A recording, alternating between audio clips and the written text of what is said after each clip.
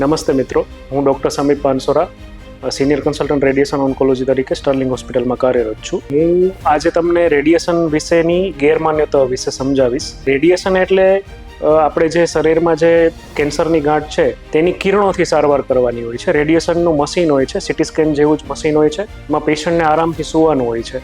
પેશન્ટને એવી ગેરમાન્યતા હોય છે કે અમને કોઈ ગરમ વસ્તુ કોઈ અડાડશે, અમારી ચામડી બળી જશે, જે ખરેખર ખોટી ગેરમાન્યતા છે.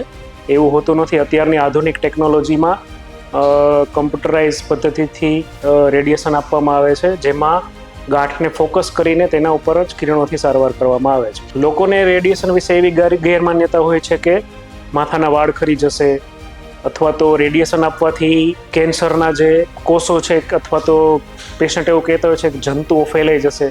બિલકુલ ખોટી વાત છે. કેન્સરના કોઈ જંતુ હોતા નથી. કેન્સર એટલે આપણા જ કોષોનું વધારે પ્રમાણમાં બનવું એટલે એને કેન્સર કહેવાય છે.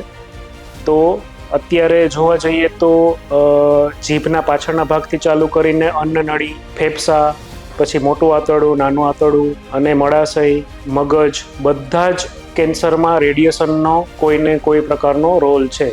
એટલે રેડિયેશન અત્યારે અનિવાર્ય સારવાર થઈ ગયેલ છે.